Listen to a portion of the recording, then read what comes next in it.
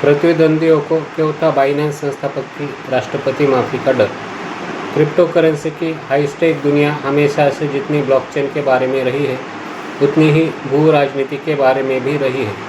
संघीय हिरासत से अपनी ऐतिहासिक रिहाई के बाद एक स्पष्ट बातचीत में बाइनेंस के सह संस्थापक चांगपेंग झाओ सीजेड ने खुलासा किया कि उनकी राष्ट्रपति माफी की यात्रा को पर्दे के पीछे से कड़े विरोध का सामना करना पड़ा, और ये विरोध केवल नियामकों से नहीं बल्कि उनके अपने साथियों की ओर से था।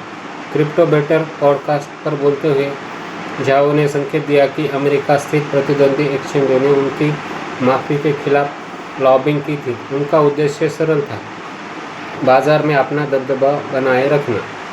झाओ का मानना है कि प्रतिस्पर्धियों को डर था कि राष्ट्रपति डोनाल्ड ट्रंप द्वारा दी गई औपचारिक माफ़ी नियामक बाधाओं को साफ कर देगी, जिससे वैश्विक दिग्गज बाइनेंस को अमेरिकी बाजार में अपनी प्रमुख स्थिति फिर से हासिल करने का मौका मिल जाएगा। झाओ ने होस्ट रेड न्यूनियर से कहा, अमेरिका के अन्य क्रिप्टो एक्सचेंज नहीं चाहते कि मुझे माफ़ी मिले। हालांकि उन्होंने स्वीकार किया कि उनके पास कोई ठोस सबूत नहीं है, लेकिन उन्होंने इस बात पर गहरा विश्वास जताया कि उन्हें हारिए पर रखने के लिए एंटी लॉबिंग के प्रयास किए गए थे। ये तनाव 2023 में बाइनेंस के अमेरिकी बाजार से बाहर निकलने के बाद शुरू हुआ, जो बैंक गोपनीयता अधिनियम के उल्लंघन पर $4.3 बिलियन के भारी समझौते के बाद हुआ था। 2024 में 4 महीने की सज़ा काटने के बावजूद झाओ ने कानूनी बादल तब तक पूरी तरह से नहीं झेपे जब तक कि अक्टूबर 2025 में ट्रंप ने उन्हें माफ़ी नहीं दे दी। दिलचस्प बात यह है कि ट्रंप ने बाद में 60 मिनट्स के एक इंटरव्यू में दावा किया कि उन्होंने ये अनुरोध तब स्वीकार किया जब उन्हें बताया गया कि झाओ विच हंट के शिकार थे।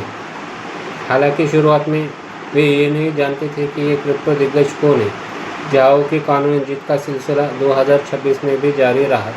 मार्च में अलबामा की एक संघीय अदालत ने उस बड़ी शिकायत को खारिज कर दिया जिसमें आरोप लगाया गया था कि एक्सचेंज ने आतंकवादी संगठनों के लिए धन की सुविधा प्रदान की थी। इससे बाइनेंस की प्रतिष्ठा को और मजबूती मिली। 2031 की ओर देखते हुए झाओ का दृष्टिकोण मौलिक सामान्यता का है। उन्हें उम्मीद है कि क्रिप्टो लेबल पूरी तरह से गायब हो जाएगा और ब्लॉकचेन समाज की एक मुख्य आधारभूत परत बन जाएगा। बिल्कुल आज के इंटरनेट प्रोटोकॉल की तरह सीजेड के लिए लक्ष्य केवल बाजार जीतना नहीं है, बल्कि तकनीक को इतना आवश्यक बनाना है कि हम भी भूल जाए कि वो वहाँ मौजूद है।